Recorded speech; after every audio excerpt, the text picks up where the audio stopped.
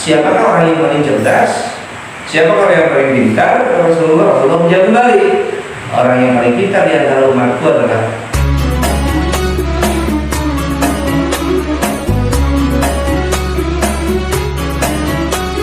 Assalamualaikum warahmatullahi wabarakatuh. Waalaikumsalam warahmatullahi wabarakatuh. Bismillahirrahmanirrahim. Alhamdulillah.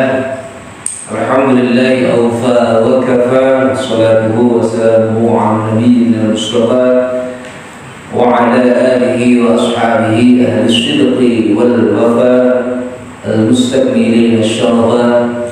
Asyhadu an la ilaha illallah wahdahu la syarika وأشهد أن محمدا عبده ورسوله الذي لا نبي بعده اللهم صل على محمد وعلى آل محمد أما بعد فيا عباد الله أوصيكم وإياي بتقوى الله فقد قال الله تعالى في كتابه يا أيها الذين آمنوا اتقوا الله وقولوا قولا سديدا يصلح لكم أعمالكم ويغفر لكم ذنوبكم ومن يطع الله ورسوله فقد فاز فوزا عظيما سبحانك لا علم لنا الا ما علمتنا انك انت العليم الحكيم.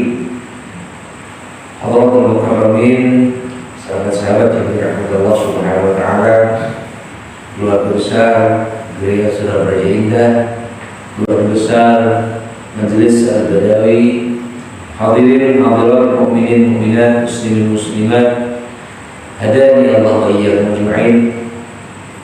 Apa yang kita kerjakan malam hari ini di tengah rintik hujan yang memberikan kesan yang romantis buat kita semua. Buat yang berpikir positif itu romantis, ya, tapi yang berpikir pesimis barangkali bukan romantis. Tapi justru hujan yang seperti ini adalah semakin memberatkan artinya untuk keluar dari rumah masing-masing. Dan alhamdulillah hari ini kita berkumpul semuanya. Mudah-mudahan Allah menj'al ijtima'ana hadza ijtima'an marhuma wa iftiraqana min ba'dihi iftiraqan ma'suma. Mudah-mudahan berkumpulnya kita hari ini menjadikan asbab Allah menebarkan ridha untuk kita semua. Amin. Hadirin dari Allah yang baik, dari pagi saya ngaji ya di salah satu majelis. Salah satu bahasan ngaji saya adalah terkait dengan betapa lagi saya diingatkan dengan satu fase kehidupan setiap anak manusia saat kita semua, bahwa hari-hari ini saya kebetulan baru saja ditinggalkan oleh beberapa sahabat saya. Dan artinya tadi pagi saya membahas salah satu bagaimana sesungguhnya mahiyah substansi dari hidup dan kehidupan, bahwa hidup yang sedang kita jalani hari ini apakah tergantung usia kontrak kita yang diberikan oleh Allah hanyalah salah satu fase kehidupan saja di antara fase-fase kehidupan yang lain. Dan dari rahmat Allah Subhanahu wa taala kita meyakini dan sesungguhnya harus yakin bahwa dunia hanya salah satu episode saja. Karena sebelum dunia ada kehidupan alam roh, alam zahir. Kemudian setelah dunia ini kehidupan kita sedang jalani, dan nanti ketika hidup ini sudah berakhir dalam bahasa kita, ya, padahal hidup ini tidak pernah berakhir. Kenapa? Karena sesungguhnya hidup ini adalah hanya sekedar fase-fase saja. Ada fase alam roh, kemudian fase di mana roh disatukan dengan jasad setiap dari kita yang sekarang ada di hadapan kita bersama nih. Kapan itu dimulai? Itu dimulai ketika terjadi koitus antara ayah dan ibu kita usia 3 bulan 4 bulan dalam rahim. Itulah awal kehidupan. Awal kehidupan dalam pengertian kita. Jadi jika ditanya apa yang dimaksud dengan kehidupan? Maksud dengan kehidupan adalah manakala antara roh dan jasad dipersatukan oleh Allah Subhanahu wa taala dengan sebuah skenario yang hanya Allah yang tahu dan hanya Allah yang bisa. 4 bulan, 3 bulan dalam rahim, awal kehidupan. Awal kehidupan artinya awal bertemunya roh dengan jasad kita sekarang ini. 4 bulan, 5 bulan, 7 bulan, 8 bulan, 9 bulan, brol. Lah, anak maning. Ini pakai bahasa Inggris, orang Jawa paham kan? Maaf ya Pak bahasa Inggris ya. Ya kalau yang paham buka aja di Google Translate lah. Mohon dibahasnya. Ya, bro lahir lah. Oh lanang, oh laki-laki, oh perempuan. Jadi awal kehidupan alam roh 4 bulan, kemudian bro 9 bulan. Sampai kapan setelah 9 bulan ini? Sampai tergantung kontrak kita masing-masing, kita tidak pernah tahu. Nah, dalam bahasa kita yang tadi bro 9 bulan sampai 70 tahun itu hidup. Ya, padahal bukan hidup, persatuan antara roh dengan jasad. Yang ketika kontrak yang sudah selesai, roh dipisah lagi. Yang menghidupkan jasad itu roh sebetulnya. Yang bisa menjadikan Anda bisa duduk di depan saya, termasuk Pak RT hari ini bisa tengah-tengah di hadapan saya, itu kan ada roh. Coba kamu roh dicabut. Dan itu bisa terjadi kapanpun, kita nggak pernah tahu. Ya kematian bukan terkait dengan masalah si sehat dan si sakit, bukan terkait dengan si tua dan si muda. Maka hadirin dirahmati Allah Subhanahu wa taala, jangan pernah tidak siap menghadapi itu. Kita nggak usah mikir lah, gitu. Itu kan Israel yang menjadi problem kita, yang menjadi fokus kita, yang menjadi konsentrasi kita. Bagaimana menyiapkan itu semua, sehingga jika kemudian waktunya sudah ditentukan, sudah kita lihat. Maka sugeng tindak Pak Fulan, sugeng tindak Ibu Fulana, selamat jalan. Kita akan bertemu kembali insya Allah kapan? Di kehidupan yang lain. Maka kata Sayyidina Utsaimin, sampai jumpa di kehidupan yang lain. Yang tinggal kalau itu ya nggak ada yang Sayyidina Utsaimin berarti ya. Yang ada sahabat Kadir bukan sama sahabat Peter Pan. Oleh karenanya ketika Rasulullah ditanya atau ketika Rasulullah bertanya secara retoris kepada sahabat, siapakah orang yang paling cerdas? Siapakah orang yang paling pintar? Rasulullah menjawab kembali, orang yang paling pintar di antara umatku adalah orang yang selalu ingat mati dan selalu berupaya untuk menyiapkan hari-hari itu dengan sebaik-baiknya. Maka termasuk bagian dari ingat mati dan berupaya untuk menjadikan mati ini menjadi indah bagi kita adalah hari ini kita kumpul ini. Jadi insya Allah dalam bahasa Inggris ya, wong mati apa uripe, wong bunuh apa mereka. Uripe majlis taklim ya kali-kali gane. Lagi masa tinggal ya pakal majlis taklim. Uripe pengajian baik kali-kali gane ya. Rangkai lagi ini pengajian. Ahli jamaah ya kali-kali gane lagi banyak. Mungkin ahli jamaah kemudian meninggal ya sedang dipangku oleh seorang PR itu nggak mungkin. Karena ahlinya di sana. Meskipun Allah sih boleh saja berkehendak dengan menuntut iradahnya dengan hak prerogatifnya, Allah yang memberikan hidayah kepada orang yang dia kehendaki dan tidak memberi hidayah kepada orang yang tidak kehendaki. Tetapi umumnya wong mati apa uripe, wong guru apa melek. Maka hadirin Allah Subhanahu wa taala teruslah berjuang untuk menyiapkan hari-hari itu, karena bisa mengatasi apapun, bisa dalam kondisi apapun dan dalam situasi dimanapun bisa terjadi. Mudah-mudahan Allah Subhanahu wa taala mudahkan kita untuk berdoa sesuai. Bismillahirrahmanirrahim. Ini ada Pak Rono seperti budak mungkin mau perpisahannya, nanti bayar kita lagi. Ya, saya ngaji sebentar aja lah. Babun bi adabil majlis wal jalis, yang bab berterakan tentang adab majlis wal jalis.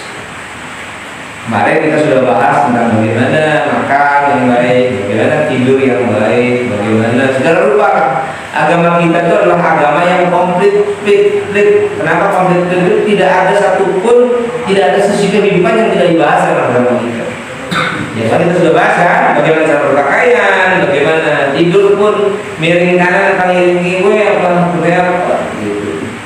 Nah, hari ini kita coba akan masuk pada materi berikutnya adalah tentang adabul majlis wal jalis, bagaimana kita memiliki adab, memiliki etika ketika di majlis ya, dalam konteks tempat, atau bagaimana etika ketika kita bersentuhan dengan orang lain pada saat kita di majlis. Luar biasa ya, Masya Allah ya. semua diatur, semuanya diajarkan oleh agama kita. Ada tertibnya semuanya. Kata di majelis kita nggak bisa selalu ngomong boy, jangan mentang-mentang jabatan saya kan RT. Ketika saya telat, lu rakyat sudah di depan mundur, kasih kesempatan buat ada nggak bisa teh. Ente datang telat ya mohon maaf, gue mengaku dan jenengan berpikir, jenengan koreknya gambar kucing, direct konten wiki. Mentang-mentang pejabat teras RT datang telat di masjid yang ditempatkan tempatnya paling pojok, itu kan tempat saya sekolah di situ, nggak bisa seperti itu. Masjid musola itu satu satu bentuk sebetulnya demokratisasi dalam agama kita, bahwa siapa yang datang duluan dialah berhak untuk menempatkan diri pada depan. Nah, ketika datang ya mohon maaf ada di emper di luar. Kalau saya malah ketika di depan saya selalu istighfar kan, astagfirullahaladzim, saya dapat itu astagfirullahaladzim. Apa saya mengistighfari kelakuan saya? Bukan. Istighfar itu sudah berangkat ya Allah sudah bisa berkulangnya. Tahlil di depan saya paling tidak mau kita tahlil di depan. Kita kalau lagi gimana? Di depan tuh potensial baliknya paling kering, betul nggak? Ada double ya. Ya kalau bukan double berkata sama rasa gitu. Berkata berdoa ini ngarep ini gurih. Sini betul doa Mas Amin kan? Padahal cantiknya. Maka saya selalu punya prinsip. Biarlah orang lain datang duluan, saya datang paling belakangan dan saya pulang duluan. Itu prinsip begitu. Kalau bab tahlil saya selalu golkar. Apa golkar? Golongan kari. Golongan keri kakak ngarep buri banget. Tadi kalau bab jamaah soft awal itu kalau perlu kita harus diundi, kalau perlu Anda harus lepaskan jabatan. Anda paling datang duluan harus di depan. Anda datang belakangan wayahnya Anda harus di depan. Termasuk bab lungguh perluguan ini seperti itu. Maka kita bahas beberapa hadis yang kemudian sedikit banyak memberikan petunjuk buat kita tentang bagaimana adab etika kita menempati posisi orang lain atau kemudian minta izin kepada orang lain untuk kasar atau geser. Ya, memang adab, akhlak, perilaku setiap wilayah itu barangkali berbeda-beda ya, berbeda-beda. Jawa dengan Sunda mungkin relatif tidak terlalu jauh bedanya. Tapi kalau Jawa dengan Sumatera mungkin sudah agak lain ya. Etika bagaimana mempersilahkan orang, bagaimana kita minta geser. Apa yang berbeda banget tuh kalau kita dengan misalkan orang Saudi, misalkan orang Arab. Mohon maaf ya. Kita orang Jawa atau orang Sunda, ketika minta permisi misalkan. Ada barisan duduk semua atau di dalam satu majelis. Tapi kalau orang Jawa doa kemudian nyium sewu, itu harus bergeser kan begitu. Yang dipegang kadang pundaknya atau cukup diberikan isyarat. Kalau orang Arab enggak, orang Arab kadang-kadang asal pegang-pegang aja tahu depannya ada orang. Yang dipegang kepala aja loh. Kang, enggak sih kang. Dan kan orang Arab menepuk atau sekedar menoreh kepala itu bukan sesuatu yang tercela. Nah, jadi ketika megang kepala seorang itu bagian dari kasih sayang sebetulnya. Oh, masya Allah, tangannya gede. Saya pernah melakukan seperti itu. Saya biasa menempatkan kepala kita tuh di posisi paling teratas dalam tubuh kita sehingga diposisikan dalam posisi yang terhormat kan. Ketika ada yang pegang kan kita nggak sopan. Tapi ketika di Saudi harus ada persaksikan orang-orang harus biasa menyingkirkan kita mohon geser tuh pakai tangan kemudian dengan tanpa sungkan-sungkan pegang kepala kita. Yang menurut orang Arab begitu tuh biasa-biasa aja. Tapi kalau menurut orang Surakarta, masya Allah, akhlaknya kan. Tapi sebenarnya orang Arab jangan pernah coba-coba untuk pegang bagian belakangnya. Pantat. Kalau RT kita pegang pantatnya masalah nggak? Masalah betul. Masalah apa enak? Itulah kalau yang pegang PM.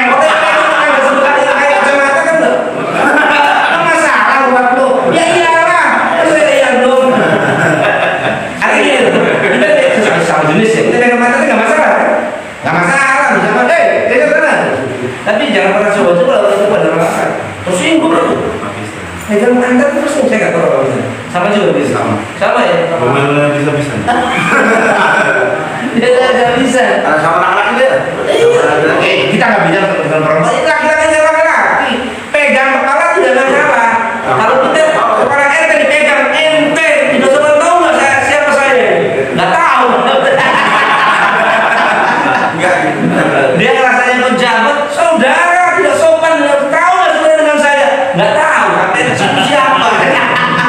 Kamu pegang kepala. Kalau pegang kepala orang Arab itu tidak masalah, tapi kalau pegang tangan kasurungan lor dan hidung, waduh, bisa terjadi pertumpahan darah. Paling tidak adu mulut, nggak cukup adu mulut, bisa adu postingan di media sosial. Seperti itu. Nah, memang lain radang, lain ikannya, lain lubuk, lain belalang. Tetapi dalam beberapa hal tentu kita harus ada adab, harus nguong kekong ya, minta izin, minta permisi, amit sewu. Kalau kata orang sini, kalau kata orang sini apa ya? Punten ya? Iya. Kalau sudah juga tahu punten ya? Punten kalau orang sini mungkin nyun sewu seperti apa? Nyun sewu, lewat lagi nyun sewu, susah tok duitnya. Jangan udah kan sewu. Punten sewu udah 100 mawon.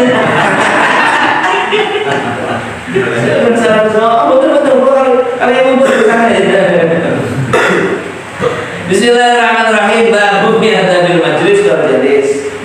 An Ibnu Umar radhiyallahu anhu. Masih cerita juga nih, masih ingat juga memori saya. Ini real, bukan cerita tentang orang lain. Cerita tentang saya. Saya pernah di Haram pada saat itu ya. Salaman dengan kiai. Lihat kan ya kiai. Kiai nggak tahu dari Yaman atau saya pegang tangannya, cium tangannya kan. Oh ini kiai saya berbakti. Masya Allah, dimarahin kan? Salaman, kalau tradisi orang Gombang, tradisi orang sini salaman menghormati orang tua seperti apa? Kiai pegang tangannya, cium kan? Cium orang luar biasa. Masya Allah Pak, ya ini nggak boleh kalau betul. Malah salaman bolak-balik 3 kali. Kayak sambil duluran. Saya dulu kan juga lihat nggak? Kalau salaman beda dengan santri Al-Badawi. Kalau santri Al-Badawi salaman masih biasa. Kalau dulu kan cium kanan, cium atas, bawah, atas lagi. Nah, saya pernah mengalami situasi yang agak tidak menyenangkan pada saat itu. Dimarahin oleh kiai. Sama kiai sana saya kenal sih. Salaman saya cium tangannya kan. Wih, ditampil. Kalau dalam bahasa Indonesia, Anda ini nggak sopan, nggak benar begini. Anda manusia, saya juga manusia. Menghormati manusia itu harus. Ya kalau bahasa Arab itu kan begitu. Akhirnya saya belum aja masuk di pengen hormat. Kita kamu tangan. Wih, ternyata di belakang ada beberapa orang santrinya yang salaman dengan kiainya. Ternyata salaman dengan kiai bukan dengan salaman dengan kita, tetapi mencium kepala kiainya tuh. Santrinya pada datang, kepala kiai itu dicium. Coba kamu lihat belakang. Dicium, dia.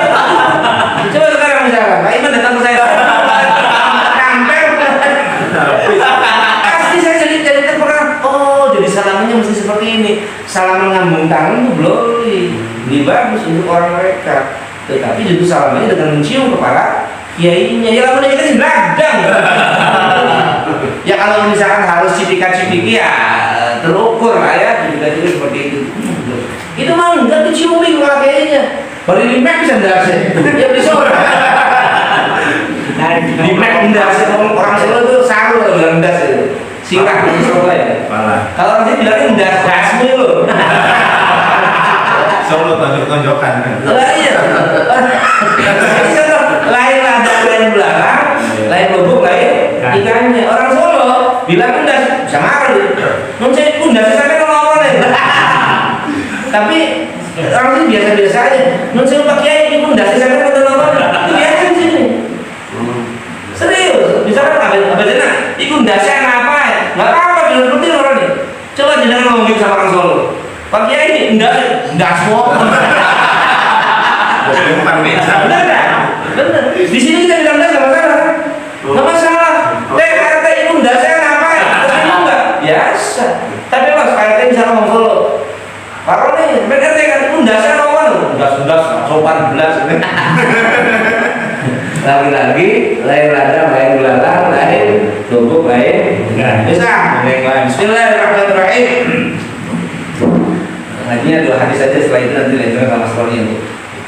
Apa? Lanjutkan bayar subuh tadi ya. Yang subuh tadi bayar. Iya. Bismillahirrahmanirrahim. Amin. Katanya saya juga datang. Amin jawab radhiyallahu anhu qala Rasulullah sallallahu alaihi wasallam. Diceritakan dari sahabat Ibnu Umar radhiyallahu anhu qala Rasulullah sallallahu alaihi wasallam.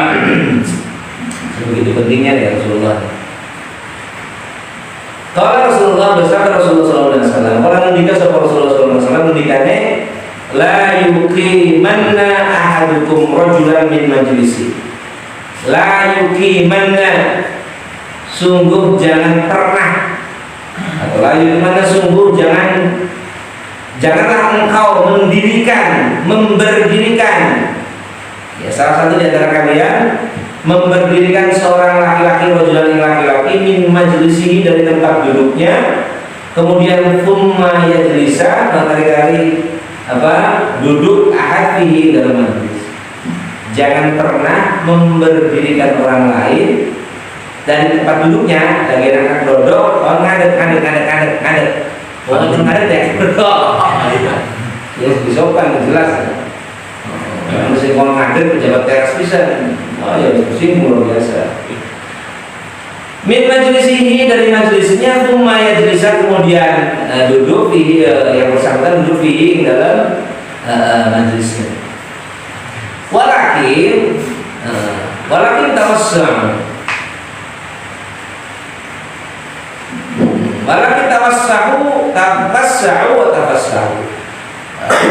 Tetapi ketika kalian ingin duduk menempati posisi orang lain, yang baik dilakukan adalah tawassau wa tafassahu. Minta geser ya.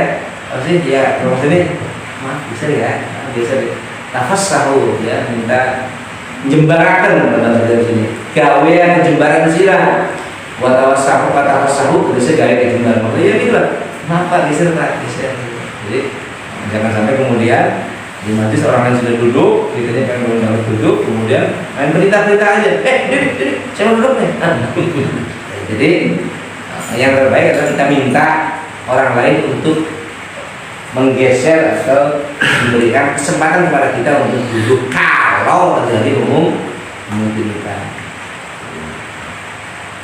Wa kana Ibnu Umar idza qama lahu rajulun min majlisi. Ibnu Umar, seorang sahabat Ibnu Umar, idza qama lahu rajulun, ketika ada seorang laki-laki, seorang Ibnu Umar itu melihat seorang laki-laki yang kemudian berdiri karena dia berdiri dari tempat duduknya, lam yajlis fihi, beliau tidak berkenan duduk.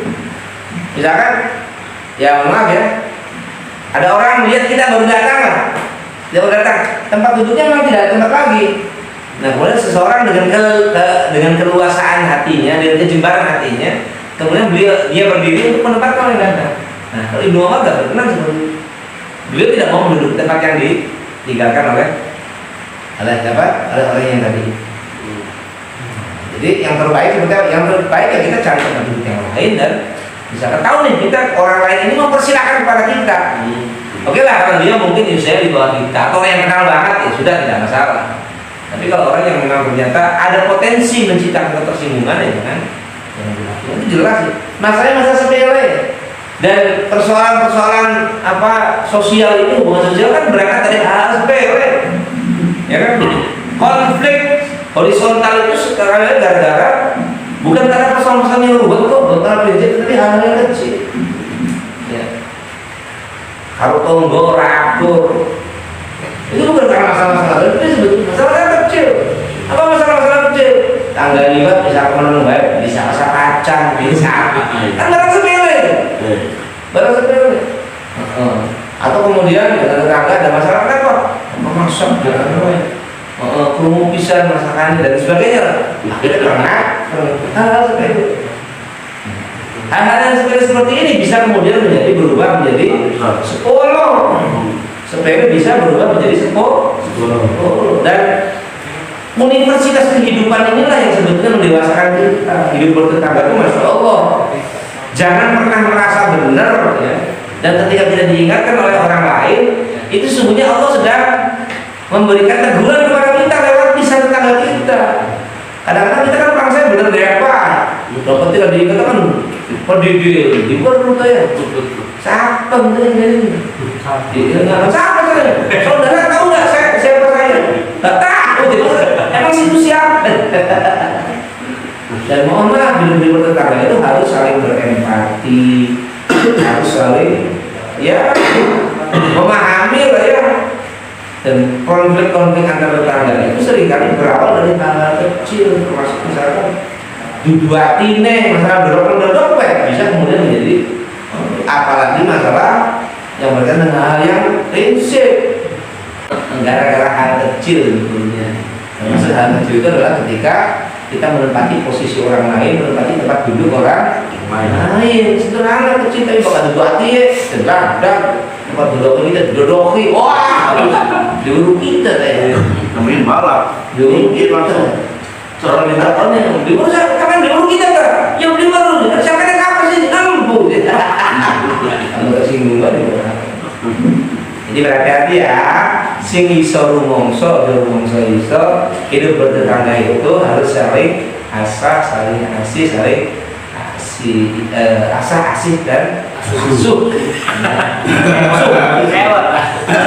Itu tanpa H. Kalau ada H nggak masalah.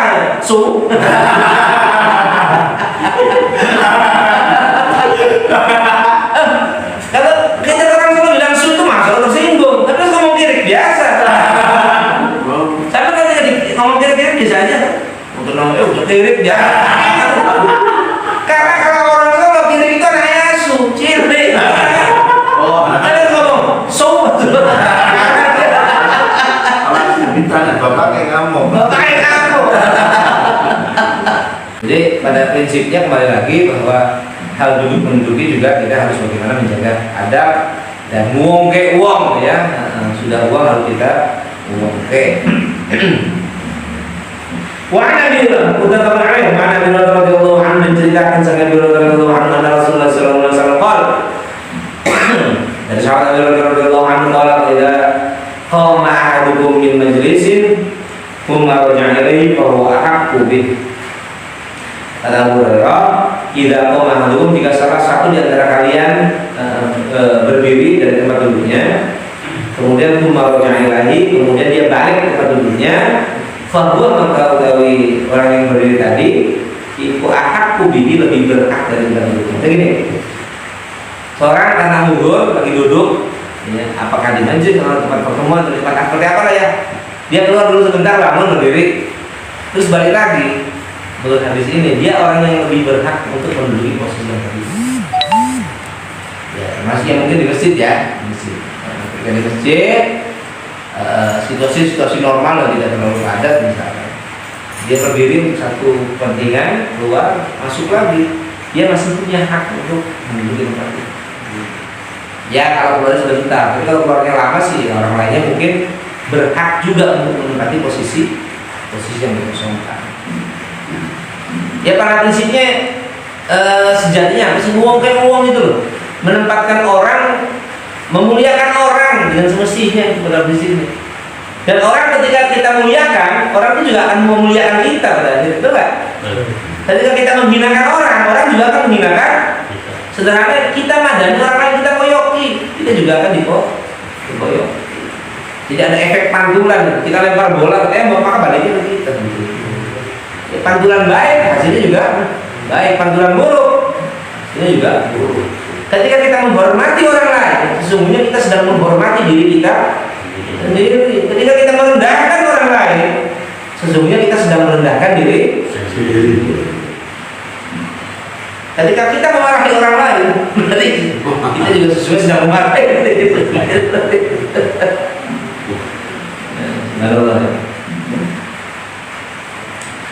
Rawahu Muslim.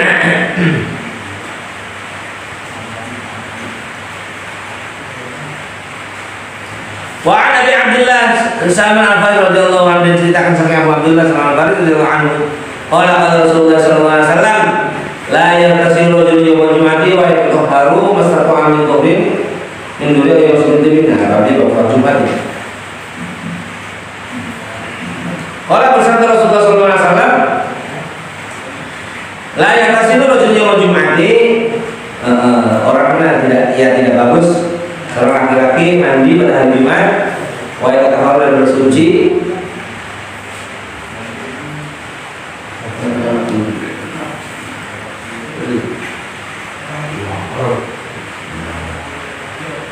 Oh, seperti itu.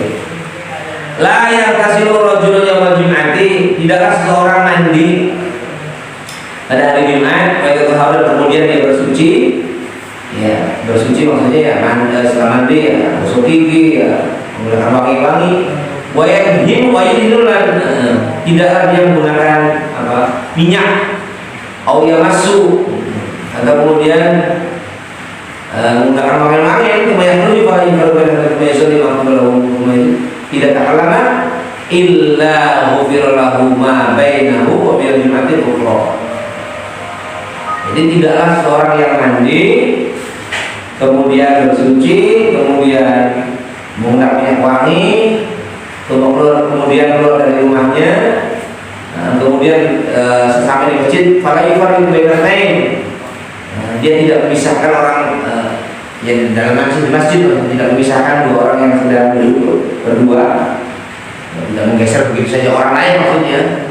Kemudian dia melakukan sholat, kemudian dia diam, tidak takallama al-imam illa ghufira, kecuali akan Allah ampuni dosa-dosa.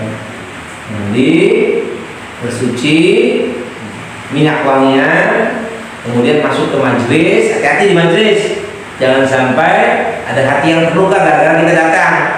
Sudah umum, mau datang. Oke.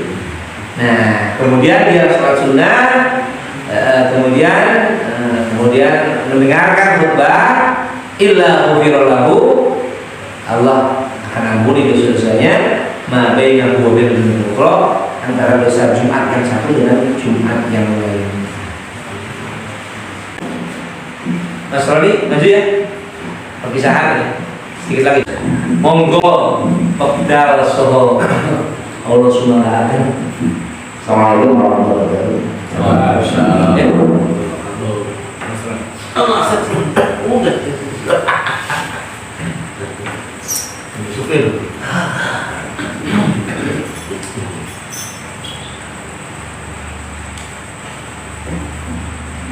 Bismillahirrahmanirrahim.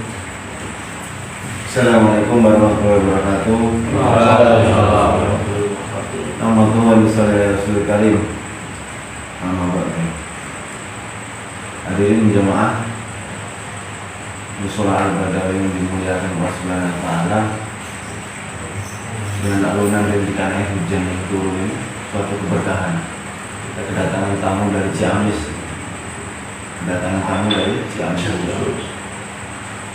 Banyak orang mengatakan kalau kedatangan tamu di masjid itu harus kita muliakan. Berarti bukan hanya yang jauh saja. Ketika ada tetangga masuk ke masjid itu juga kita muliakan, saling memuliakan. Kita yang disampaikan Ustaz tadi, dengan tadi saling memuliakan.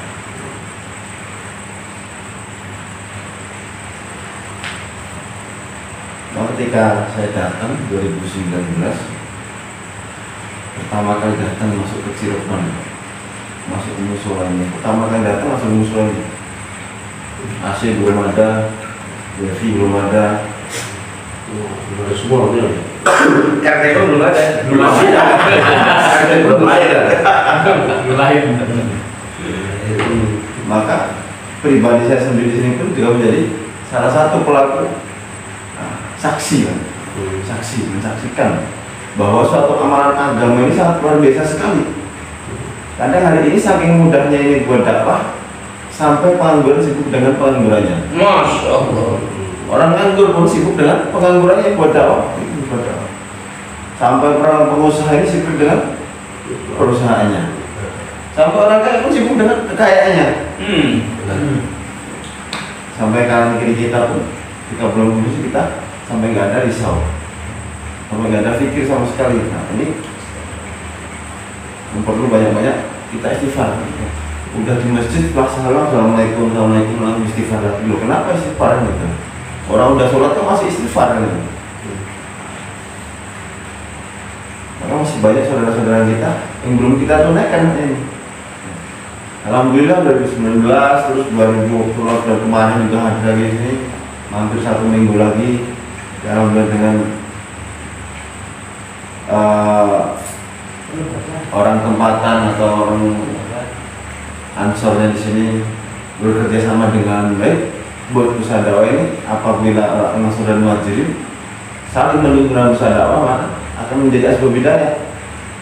Yang orang datang jauh ya, didukung dengan orang tempatan itu pendukungnya juga.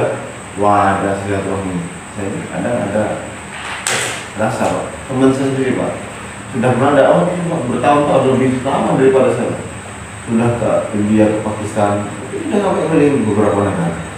Ketika silaturahmi itu kan, saya nggak bisa ngomong, nggak bisa ngomong gitu. Ah itu apa yang bisa ngomong itu barusan ini?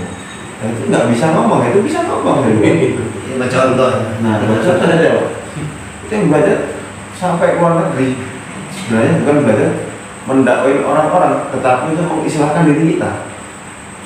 Sebagaimana Rasulullah SAW, jika dulu kita nggak taat saja nih, belum taat Pak, belum masuk masjid.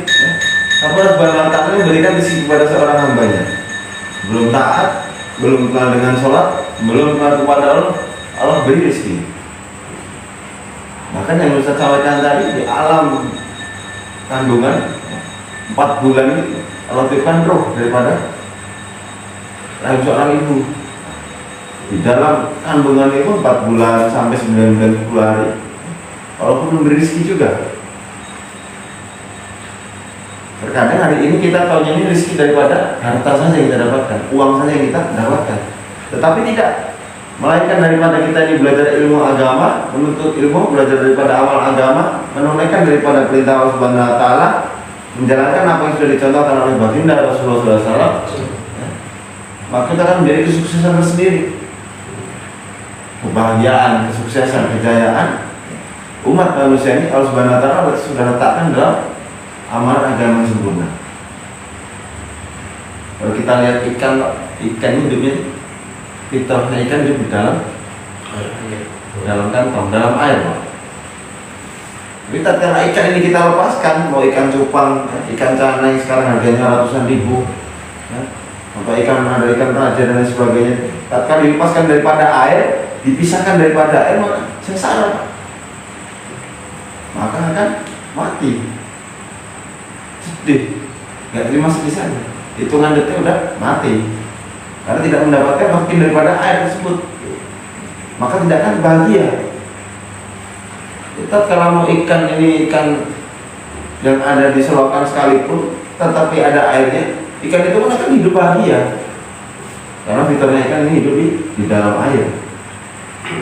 Kita punya burung, kita punya ayam yang tadi disampaikan oleh Pak Ustaz. Ada ayam, kalau ayam mau dikurung pakai jeruji emas sekalipun, ya, bawahnya batu bata yang terbuat dari berlian sekalipun, maka ayam tidak akan bahagia. Mau ayam jago sekalipun, jago tarung sekalipun, kalau nggak dikawinkan nggak akan bahagia. Kalau fiturnya ayam ini di alam bebas, berternak, berkembang biak. Ini fiturnya ayam. Hidup dengan burung. Jika burung ini mau kita beli burung murah yang belum novel ratusan juta, terbuat dari jeruji emas sekalipun, ya, dari batu berlian, dari mahkota sekalipun, ya, mau dikasih makan sehari 3 kali, bahkan hampir 10 kali, bahkan satu kurungannya ini pun kasih makan terus, ya. Tidak pernah dikasih putus daripada makan. Maka burung pun juga akan sengsara. Kalau bisa burung ini mau berbicara, ingin dilepas dalam alam bebas. Kita lihat burung ini di alam bebas, maka bisa terbang, maka akan bisa bersiul-siul, akan bernyanyi-nyanyi, menari-nari di udara. Ini burung Pak. Tapi mau harganya ratusan juta, ketika dimasukkan dalam satu sangkar pun, maka burung akan sengsara, kebahagiaannya hilang, kesuksesannya akan sirna sekejap saja, ya. Kejayaannya pun akan hilang dengan sekejap mata. Sudah tertangkap oleh manusia, dimasukkan ke dalam sangkar, dijual dengan harga yang mahal, maka kebahagiaannya pun akan hilang. Begitu pula dengan hari ini. Hari ini umat manusia ini tidak bisa lepas daripada amal agama. Maka ketika lepas daripada amal agama, kegelisahan di dalam kehidupan kita. Kita tinggalkan sholat, maka kegundahan dari dalam hati kita. Ada yang ganjel, orang Jawa bilang orang yang ganjel. Ada yang merasa gak enak ketika kita belum menunaikan perintah sholat.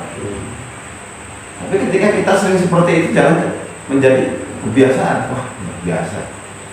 Biasa. Maka kan membahayakan sekali.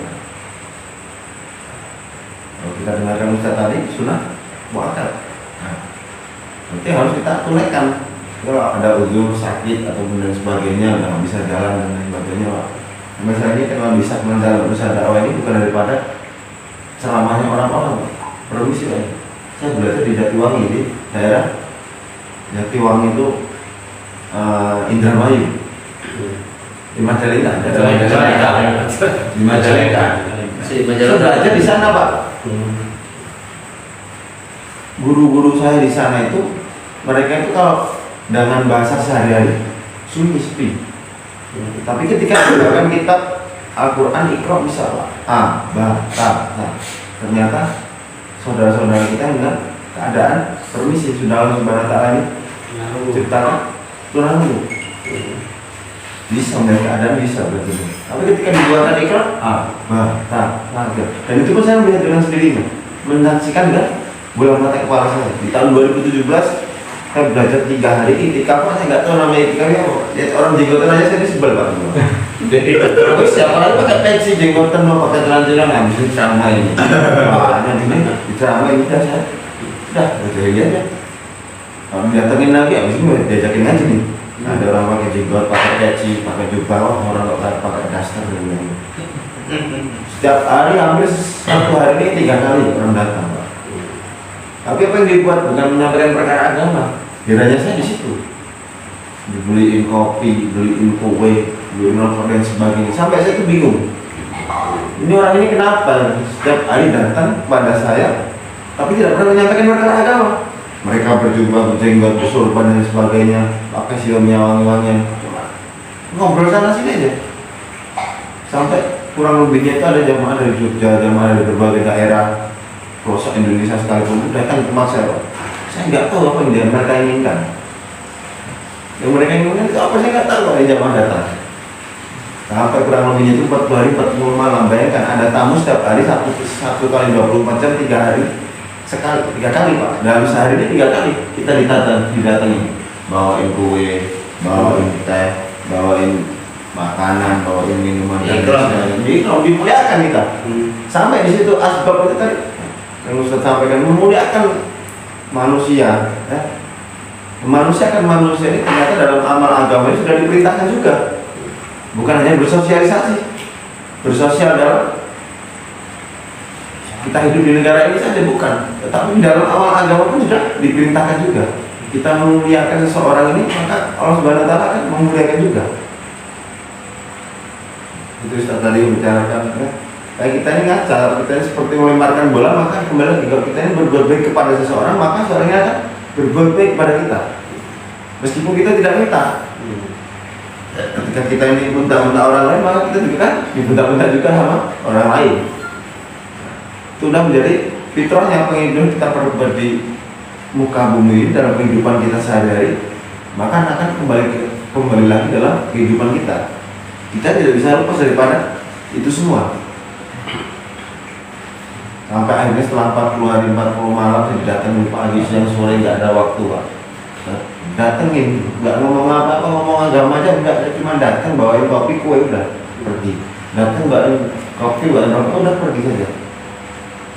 Dalam hati kita saya ini udah belajar merasa bisa itu waktu awal-awal hijrah. Wah, udah hijrah, wah. Jika itu awal-awalnya itu hati ini masih keras sekali. Belum bisa pakai jubahnya juga belajar juga, dia pakai jenggot juga ini belajar juga. Kumis aja baru kemarin dipotong. Sampai kemarin itu ditanya sama orang itu potong kumisnya. Saya jawab, jangan dipotong. Nanti kalau kumis saya panjang saya bisa dapat sama orang-orang Yahudi. Saya bilang seperti itu. Orang itu ketawa, orang Yahudi itu ketawa. Mau kelasnya Ustaz, Kiai, mana itu ketawa. Udah ini mau orang dikatain disuruh apa udah nggak bisa. Tapi ketika orangnya ada salah satu ini ya, guru saya juga di Cirebon. Ya. Betul, dia cuma nyuruh saja, nyuruh sama orang lain, si Fulan, lemparkan pisau, tuh grip kumisnya. Saya terima dengan lapang dada, saya ambil, saya bersihin. Ngehnya itu berapa hari kemudian baru lah. Kenapa saya di saat ini disuruh orang ini saya mau potong kumis, padahal kemarin dibayar puluhan juta, saya nggak mau. Potong kumis saya dibayar puluhan juta, potong itu kumis 10 juta, saya nggak mau. Jangan, saya bilang. Enggak, biar kelihatan manis saya bilang. 10 juta. Ketika ada orang yang spesial sekali, ya, ternyata pengaruh sekali. Ya. Seperti halnya kita ini, tapi ya memelihara anjing, nah, bisa dilatih. Tapi kalau kita juga nggak berlatih dengan anjing, pun kita nggak akan tahu gitu. Begitu pula dengan kita nih, dalam kehidupan kita ini. Kita nyuruh orang ke masjid, tapi kita nggak ke masjid. Orang kamu aja nggak ke masjid, tadi nyuruh saya ke masjid. Nyuruh kamu ini nyuruh saya buat baca Quran, kok kamu itu nggak baca Quran? Jadi apa yang kita perbuat dalam kehidupan kita sehari-hari ini tergantung pada kita yang sendiri nanti. Balik dalam kehidupan kita masing-masing.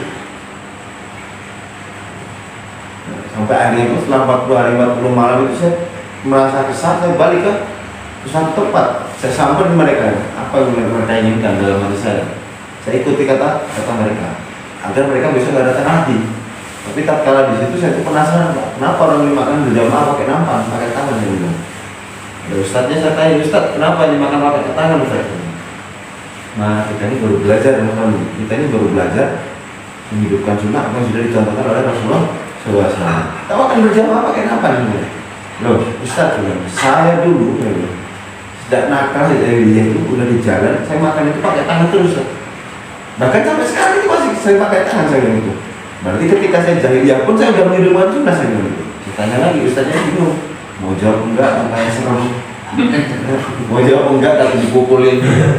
Mungkin asbab masran ini hidupkan sunnah, maka Allah akan berikan hidayah. Dulu ketika waktu jahiliyah waktu dia anak hidup di jalan, itu juga pakai celananya tangan ringkang, Pak. Tapi pakai boot tinggi, bukan boot sawah, pakai boot kulit tinggi. Nah, anak-anak pang sekarang pakai boot tinggi. Celananya pasti di atas mata kaki, nggak ada anak pang celana yang gomor, nggak ada. Isbal ya. Nah, isbal. Ya kemarin dulu anak pang harus digulung sampai tinggi. Nah, kalau nggak dipotong memang dipresin tinggi di atas mata kaki. Isbal itu Orang itu orang sunnah semua sebenarnya orang pang itu, Pak. Kalau kita mau tengok dalam kehidupan sehari-hari, satu kali dari 24 jam, apapun yang mereka perbuat itu adalah, kalau kita mau belajar, Pak, melihat saja daripada kehidupan mereka ini ada sunnah semua. Daripada makannya mereka itu sunnah, perjalanannya mau ke suatu pindah satu tempat ke tempat yang lain juga tuh belajar sunnah, bermusyawarah dulu, hidupkan sunnah juga. Gak ada orang satu hari ketinggalan, suruh lagi nggak ada, Pak. Kalau orang modern mungkin mau ya pakai travel, beli tiket berangkat sendiri mungkin ada. Zaman sekarang, tapi kalau zaman saya dulu nggak ada. Nunggu dulu rombongan, kalau saking banyaknya rombongan ini jamaah nah apa ini yang mau pindah dari satu kota ke tempat yang ini, saking banyaknya dibelah jadi 2 rombongan. satu ambil Ya kan satu truk ini udah nggak muat, kalau kita ini pakai truk gandeng besar itu hampir muat, 2 rombongan muat masuk semua. Ternyata yang saya pelajari dari dulu itu dalam belajar amal agama sekarang, loh kenapa nih? Baru sekarang, Mbak. Dulu udah diamalkan, tapi nggak tahu ternyata itu juga ilmu juga. Kita mau makan, nunggu dulu temennya kalau belum datang ke sini, ya kita nggak mau makan. Nunggu dulu kita makan ya, makan bareng. Itu tidur ya gantian, ada yang jagain, gitu. Ada yang firosah, ada yang jaga. Kalau di masjid gini ada yang itikaf dulu, ada yang jaga tengah malam. Jadi ketika saya dulu di jalan, saya ternyata sudah mempraktekkan itu terlebih dahulu daripada belajar ilmunya. Permisi Pak, ya. Ketika ada anak teman-teman saya tidur, saya berdiri cuma berdiri aja, duduk berdiri ngobrol berdua bertiga, yang lain sebagian banyak tidur. Habis itu ada yang bangun, gini ada yang bangun, kami jagain teman-teman yang lain juga. Kita giliran tidur, bergantian tidurnya, dihilir tidurnya. Berarti kita berjamaah juga seperti ini kan juga. Ada yang sebagian tidur, ada bagian jaga, nanti gantian tidur juga jaga lagi. Ada yang jaga gawang ternyata. Maka hadirin yang dimuliakan Allah Subhanahu wa taala, kadang terlihat kita yang memandang sebelah mata orang-orang yang hidup di jalan ini, wah, terlihat seperti terabaikan. Karena kalau kita mau tengok dalam kehidupan itu lebih setia Pak daripada kita Pak. Mereka itu kesetiaan kawannya, bersosialisasinya itu lebih tinggi daripada kita. Karena bahkan mereka itu belum akan melihat orang-orang yang lainnya sama-sama orang. Kalau kita keluar dari rumahnya nggak bawa uang, gitu. Bawanya mana? Mereka penting yakin gitu aja Pak. Besok makan apa nggak mikir gitu. Tapi sekarang kadang kita hari ini kenal sholat, kita kenal sama Allah Subhanahu Wa Taala, kenal yang berizki, ya. Kenal siapa yang menghidupkan kita, siapa yang menggerakkan kita ini sama Allah Subhanahu Wa Taala. Tapi hari ini terkadang kita ragu, wah nanti kalau saya ini gimana saya? Perusahaan saya gimana kalau saya tinggal sholat ini, kalau berjamaah? Nah, karyawan saya gimana? Pekerjaan saya gimana kalau saya tinggalkan bersolat berjamaah? Karena kita rasa khawatir datang. Ternyata memang itu godaan daripada setan, godaan dari kita ini nggak sholat berjamaah, dari kita ini tidak taat sama Allah, maka kita dijauhkan daripada perkara amal agama. Rasa keraguan hadir, bimbang hadir. Padahal dulu kita ini buat maksud saja, kita ini yakin Pak. Nah di rencana kita yakin pun berhasil. Bahkan itu bertahun-tahun, bahkan bisa puluhan tahun. Kalau 8 tahun dibilang buat 8 tahun buat maksud tanpa direncana dan direncanakan itu sukses terus Pak. Nggak pernah namanya gagal, itu nggak pernah. Saya heran saya. Tapi kenapa buat amal agama ini, kenapa hari ini kadang tadi gagal terus? Dalam arti ya, jadi kadang imannya lemah, diajak kita di masjid saya ini berat, diajak silaturahmi kadang saya kadang nggak mau, kadang mau. Tergantung suasana, kalau waktu berjamaah ini mau diajak silaturahmi kemana aja, kalau 1 minggu pun nggak istirahat, berani gitu. Tapi ya pakai tidur, kemarin udah tidur dia bilang iya, tapi ya tidur ini buat zikir saya bilang gitu. Bukan tidur molor, tapi tidur saya itu berzikir saya bilang. Jadi kita dari ibadah. Maka apa yang kita berbuat dalam kehidupan kita ini, kalau ketika kita niat kepada Allah Subhanahu Wa Taala, karena Allah Subhanahu Wa Taala, maka Allah Subhanahu Wa Taala akan berikan kita daripada ibadah. Kita lihat contohnya, Bilal bin Rabah, zamannya Rasulullah SAW, ketika Rasulullah SAW ini berdakwah bukan daripada berbicara, bukan daripada ayat atau hadis yang disampaikan, bukan, tapi dengan alat. Bila didatangi Rasulullah dengan apa? Dengan dibantu dingin ganggu berhari-hari, mungkin bahkan dengan mengatakan dengan sampai puluhan hari, belasan hari. Sampai dia ini bertanya oleh udah, kau ini siapa? Kau ini siapa? Apa yang kau inginkan? Kenapa kau baik sekali datang ke sini mau membantuku? Apa kata Rasulullah? Wahai Bilal, andaikan kau ingin tahu, Rasulullah itu mengatakan, aku ini utusan Allah, bin Rasulullah SAW, Nabiullah. Maka Bilal ini bertanya kepada Rasulullah, Rasulullah, apa yang kau inginkan daripada saya? Maka Rasulullah menjawab, aku hanya ingin menginginkan kamu ini mengucapkan kalimat La ilaha illallah Muhammad Rasulullah, maka kamu akan bahagia selama-lamanya, sukses selama-lamanya, jaya selama-lamanya.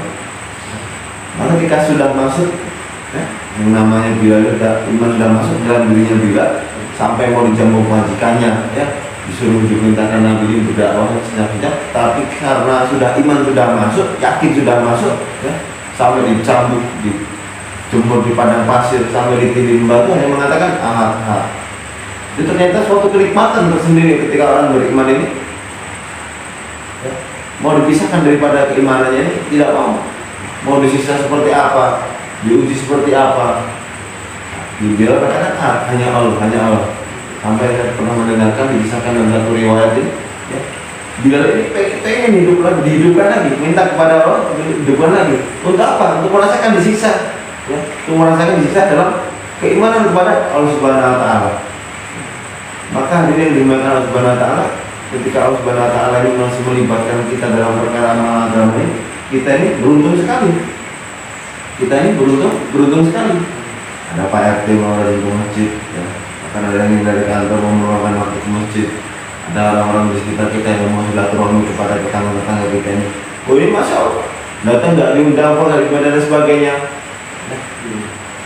Untuk apa? Untuk memakmurkan masjid. Banyak orang katakan satu desa atau satu wilayah ini kita lihat daripada amalan-amalan masjidnya atau tempat ibadahnya ini. Nah, kalau amal hidup semua orang banyak masjidnya, maka wilayah kita di daerah itu atau desa itu akan makmur. Maka tatkala amal-amal ditinggalkan, peruntuhan pun akan datang. Jadi kemarin tahun 2000 ini sebelum corona 2019 akhir atau berapa 2019 akhir, saya datang di satu pulau Pak, di Karimun Jawa. Di Karimun Jawa itu masih nyebrang lagi Pak, karena di jamaah di sana itu ditolak kita buat dakwah, nggak ada masjid, nggak ada masjid buat orang-orang dakwah. Oh nggak mau kita harus sewa hotel. Enak kan? Karena nggak punya apa-apa, ya terbatas lagi kita. Tapi kita jamaah mancing semua itu bawa kail mancing semua jamaahnya. Hobinya mancing, sudah kita ini pada tempat-tempat yang ada pemancingannya di mana yang gratis? Ya di pinggir-pinggir laut, di pesisir. Kalau akhirnya pun nyebrang di Pulau Parang. Pulau Parang itu kalau kita lihat di peta Indonesia itu kecil sekali Pak. Ternyata di situ hanya ada 4 musola saja. 4 musola ini satu masjid. Jadi musola ini 4 Pak. Satu di sini depan sana satu, kompleks sebelah satu, kompleks satu. Jadi jamnya cuma satu besar sana. Sudah selesai. Satu Pulau Parang, 4 musola saja. Berdakwah 20 hari sudah habis Pak. Jadi ketemu orang ini, si Fulan lagi ketemu lagi. Kalau silaturahmi lagi, ketemu si Fulan lagi. Silaturahmi lagi, ketemu si Fulan lagi. Sampai kita capek nih, kadang kita ini, aduh. Lagi. Kita nih, itu lagi. Lu lagi, datang lagi. Ngapain ada penonton? Sampainya pun kita jenuh. Nah, kadang ada rasa jenuh itu ada Pak. Suatu kita buat amalnya, ada rasa jenuh, kita menggoda. Udah harus mancing, lah mau di Jawa mancing Pak. Mancing kita nih. Kita buat mancing, sebagian buat taklim, ya ada yang satu rombongan, ada yang mancing satu orang. Sampai berjam-jam itu nggak ada yang dapat ikan, nggak ada yang dapat ikan. Padahal kita bawanya itu dari Semarang nyebrang sampai dari Jepara itu nyebrang sampai Pulau Karimun Jawa, dari Karimun Jawa lagi nyebrang lagi sampai pulau itu tadi, Pulau Parang itu tadi. Jadi perjalanan nyebrang pulau 2 kali, sampai 4 cuma ada 4 musola. Sampai sekarang masih ada pulaunya itu. Nah, sampai di sana itu. Ketika kita buat dakwah, hidupkan amal taklim kita buat kayak pancing kita taruh semua, nggak ada yang mancing sama sekali. Kita buat dakwah silaturahmi, ikan itu datang dengan sendirinya Pak. Orang habis mancing itu, masih senang sekali Pak. Ada jamaah datang itu senang sekali. Ternyata saya tanya dengan sesepuhnya di situ, yang masih buat amal sampai sekarang 2019 itu di sana. Saya tanyakan kepada beliau, asal usulnya bagaimana Pak? Dakwah bisa masuk di pulau ini, bahkan ini pulau kecil sebenarnya. Kenapa bisa masuk di sini agama Islam sebenarnya? Saya penasaran. Dapat cerita, Mas di tahun 80, di tahun 90 itu satu desa, bahkan satu pulau ini lelakinya itu di masjid semua, musolanya itu penuh dengan laki-laki semua. Putri itu di rumah semua. Orang buat amal semua, buat taklim semua, buat silaturahmi semua. Meskipun itu sudah pada sholat, tetap buat dakwah ya Allah, dakwah kebesaran Allah terus. Sampai saya tanya, apa yang hadiah dari Allah Subhanahu wa Ta'ala yang diberikan? Sampai-sampai di Pulau Parang tersebut itu sampai menjadi budidaya lobster terbesar di nomor 2 di Indonesia. Budidaya lobster hasilnya ini menguntungkan sekali. Ya, hariannya ini bahkan jutaan, puluhan juta. Bahkan kalau dihitung bulanan orang-orangnya per orang ratusan juta itu setiap orangnya. Nah, kalau sudah meninggalkan daripada amalan-amalan agama, tak ditinggalkan, sholat berjamaah ditinggalkan, ya. Silaturahmi ditinggalkan, dakwah ditinggalkan, baca Quran ditinggalkan, sampai musola pun sampai sepi. Cuma ada sawang aja Pak. Sama Pak, kotoran-kotoran yang rumah nggak pernah dipakai lama ini. Nah, ada ini kan seperti itu. Jadi kita datang itu bukan buat dakwah, kita datang bukan bersih aja. Bersihin sampai bersih, baru kita baru 3 hari kita pindah lagi, bersihin lagi, kita baru pindah lagi. Sampai itu penasaran, kenapa tidak ada orang masjid sampai hari ini sini? Sampai itu ikut perahu itu sampai ke Laut Sumatera atau Laut Kalimantan, apa namanya? Sulawesi. Bermil kilometer. Baru kita ini berjaring. Jaring itu panjangnya saya nggak bisa ngukur kan. Karena kita ini dari Pulau Parang itu ke arah utara. Ke arah utara itu berarti ke arah Sumatera, ke arah Sulawesi, apa namanya? Sulawesi, ke arah Kalimantan dan lain sebagainya, ke utara semua. Kita berjaring panjang. Dari setelah subuh berangkat ke perjalanan itu jam 10 atau jam 9 itu baru selesai, bayangkan. Ngolor jaring aja itu sampai berjam-jam. Besoknya ketika ngambil itu 2 kali lipatnya lebih lama lagi karena berat. Dari udah masuk ke dalam air itu diangkat kan bebannya tambah. Dan ada ikan-ikan yang nyangkut. Pikir saya di situ, wah ini kok berat ini berarti ikannya ini banyak ini. Wah sampai ratusan kilometer bahkan bermil-mil ratusan itu. Tak ada cuma berdua, kita merasakan sendiri di situ, nggak ada ikan yang kita dapat. Sampai ke laut Sumatera, laut nggak ada ikan kita dapat.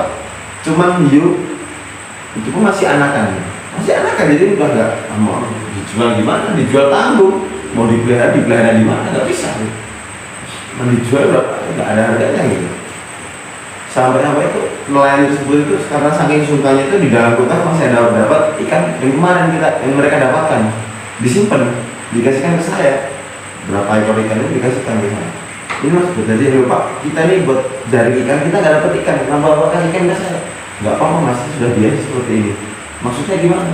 Ya udah berpuluhan tahun seperti ini gitu. Jadi berlayar sampai ibarat sampai kan di seberang itu tidak mendapatkan ikan. Ternyata asbab amal agama ini ditinggalkan.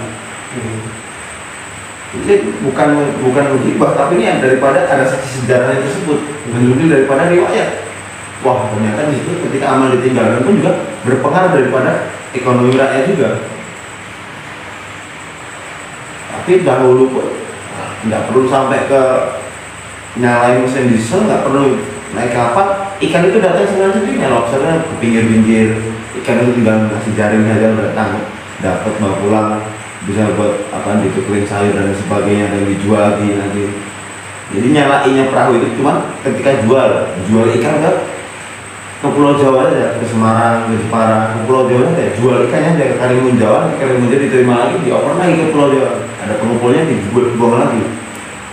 Keluarnya daripada pulau cuma itu aja Pak. Sampai di situ tuh nggak ada yang namanya laki-laki itu kalau pegang botol atau pegang atau permisi Pak. Di situ langsung dipecat daripada bukan dipecat dari Pak RT. Ini yang macet Pak RT pindah RT sebelah lagi masih bisa. Itu yang macet kepala desanya. Udah kamu keluar daripada pulau ini. Nggak bisa kamu bermaksud di pulau ini. Sampai seperti itu. Dia orang mau baca itu keluar dari pulau dulu. Sambil itu orang-orang tuanya di situ mensakralkan pulau tersebut. Di sana motor banyak Pak, digeritain di tempat-tempat itu nggak hilang. Orang cuma tak musola yang mau nyolong siapa? Juga kemana kelihatan gitu. Mobilnya cuma satu itu pun cuma kayak saja kayak Tamiya itu modelnya, nggak ada kepalanya, cuma ada baknya doang gitu. Maka itu pengalamannya saya luar biasa sekali saya alami ketika nggak ada amal agama di satu tempat itu. Ketika kita buat dakwah, ya. Maka kita akan merasakan juga daripada amal agama ini keberkahan daripada amal agama. Sebelum berangkat ke Karimun Jawa di Semarang, keliling di Semarang itu nggak ada yang mati. Ada jamaah kelihatan pakai jubah gini, pakai jenggot, pakai sorban dan sebagainya, pakai kuta, terus diusir. Oh nggak ada tempat, nggak boleh. Musolanya buat sholatnya kita nggak boleh. Sampai diusir. Berkali-kali saya merasakan jalan kaki bawa kompor, bawa beras dan mana peralatan tempur itu bukan pistol bukan, tetapi wajan, ada orang Jawa bilang sudah sama ulek-ulek gitu, lenan dan sebagainya. Peralatan itu kita bawa semuanya. Kompor kita bawa sendiri, gas kita bawa sendiri, galon kita bawa sendiri. Kita perlengkapan apapun kita kehidupan sehari kita bawa sendiri. Kita cuma numpang sholat, numpang istirahat, sama silaturahmi aja ke tetangga sekitar. Itu pun diusir. Sampai dan akhirnya pun di situ ada masjid yang mau menerima. Ketika melihat ini jamaah model kayak saya seperti ini, saya masih pegang rokok diusir loh. Mau rokok di sebelah sana, permisi. Bukan membicarakan masalah khilafiyah, tapi pengalaman saya pribadi sendiri. Diusir ya Pak. Rokok itu jangan di depan masjid, gak boleh. Pergi sana, jauh. Jadi saya sampai ke tengah lapangan Pak, ada lapangan mini di situ. Kita satu jamaah buat musyawarah di tengah malam. Setelah habis isya itu jam 9, jam 10 tengah malam. Nah, kalau kita caranya seperti ini kita lama-lama jenuh. Lama-lama kita nanti bisa pulang. Nggak selesai 40 hari kita pulang nanti. Pulang ke rumah masing-masing lagi. Terus apa yang kita perlu buat hari itu? Ya udah kita buat musyawarah. Begitu pun kita berdakwah di situ di malam hari Pak. malam-malam itu kita datangnya orang pacaran dan sebagainya dan pegang ini tuh. Oh iya lihat semua. Tatkala di malam itu diberikan tes oleh Allah Subhanahu Wa Taala, kurang lebihnya itu 13 sampai 15 orang masuk ke dalam masjid. Orang tempatan yang awalnya musyrik tadi itu sampai bengong. Loh, saya ini tinggal di tempat ini mas puluhan tahun dari kecil sampai besar. Nggak ada namanya orang yang mau start masjid itu, nggak ada yang orang nongkrong di situ itu nggak ada. Kenapa? Kamu ini kalian ini baru datang di sini, ya model nggak karuan seperti itu, baru jalan aja orang mau masuk di masjid. Di itu orang pada mandi besar pada kamar sama teman-teman jamaah itu dikasih sarung dan sebagainya, dikasih baju kita sediakan, kita bawa sendiri semua, ya, pakai uang kita sendiri. Ada kita uang yang nggak ada uang kita buat barang-barang. Akhirnya pun jadi asbab bid'ah. Sampai di situ orang bengong, apa yang akan berbuat? Saya bahas seperti itu karena belum nggak, karena belum baru awal karena dakwah. Oh permisi pak, saya cuma buat silaturahmi aja. Bagaimana? Kenapa orang-orang yang nongkrong mau dan sebagainya itu bisa masuk ke dalam masjid, bisa buat sholat berjamaah, sama bisa buat sholat taubat berjamaah? Bayangkan, kalau sholat taubat sendiri itu kita itu udah biasa pak. Itu sholat taubat tapi berjamaah. Ada imamnya juga. Ya karena memang orang-orang yang belum kenal agama semua. Dan intinya juga ada ustadznya di situ, dipimpin di situ. Dan hasil aku daripada kita ini keliling daripada jauh lagi tadi. Jadi berbeda juga. Orang yang awalnya nggak suka jadi suka. Sampai akhirnya pun hari kedua kita yang awalnya ngerokok tuh di tengah lapangan dipanggil, mas jangan di sana terlalu jauh. Saya bingung lagi. Kemarin sekarang disuruh di depan masjid lagi, bingung. Dibawain kopi dan sebagainya sembako. Udah mas, saya pengen ikut kayak mas ini. Saya bingung pak, saya nggak dapat buat ngomongin ayat Quran, nggak ngomongin ayat enggak, tapi cuma jalan silaturahmi aja. Kita udah ketika di masjid kita kabarin, nah, kita dari Solo, kita pengen ada yang nemenin aja di sini kan juga senang sekali itu. Tapi nanti di dalam masjid ada ustadznya sendiri yang ngarahin dalam perkara tobat gitu. Dan akhirnya pun orang-orang sekitar itu, orang-orang Ansor itu minta, tanya langsung, belinya jubah ini gimana? Caranya pakai serban itu bagaimana? Saya bingung sendiri. Jadi pakai serban aja itu cuma asal-asalan ya bingung gitu. Orang kenal agama kemarin sore cuma nulis asal nulis aja gitu aja. Dia orang sampai tanya pak, saya mau seperti amalan-amalan seperti kalian, seperti mereka, seperti kamu. Biar mereka itu tobat semua. Sampai akhirnya pun kurang lebih 6 orang sampai 8 orang itu di situ lalu. Ketika hari kedua malamnya itu kes langsung pakai jubah semua, pakai peci semua. Dan hari ketiganya pun ikut jauh keliling kamu langsung keliling kok. Hari ketiga kita mau pindah udah beres-beres kita nggak boleh pergi. Loh ini gimana lagi, kemarin diusir-usir sekarang nggak boleh pergi lagi. Permisi pak, kita ini satu jamaah, satu rombongan buat silaturahmi di sini ada masanya. Hanya batasannya hanya 3 hari saja. Kalau kita berjamaah silaturahmi di dalam masjid, kita iktikaf di masjid buat dakwahnya 3 hari saja. Selebihnya kita pindah ke masjid lain. Cuma kalau ada yang menerima, kalau nggak ada yang menerima kita jalan lagi ke tempat lain lagi, cari masjid lagi. Di tengah-tengah keramaian kota Semarang seperti itu, panasnya seperti itu, jalan kaki jam-jam itu sehari itu bisa diusir 3 kali pak. Usir lagi. Ya Allah, apa yang sudah saya perbuat? Dosa apa sampai saya pengen berhasil tobat aja, tawannya diusir gitu. Apalagi di kota saya sendiri, nggak ada yang percaya gitu. Maka ini Allah Subhanahu Wa Taala asbab daripada usaha dakwah ini, ya, karena pentingnya daripada dakwah ini, ya, maka hari ini kita ini kenal agama. Sampai saat ini detik ini kita kenal yang namanya sholat. Ya. Jika Rasulullah SAW mendakwakan dengan para sahabat pun juga tidak hanya berdiam saja. Setelah makna Islam tidak berdiam di rumah saja. Bagaikan perahu ini dibuat untuk berlayar ke negeri seberang. Bahkan untuk mengirim orang-orang atau mengirim barang-barang ke negeri-negeri yang lain.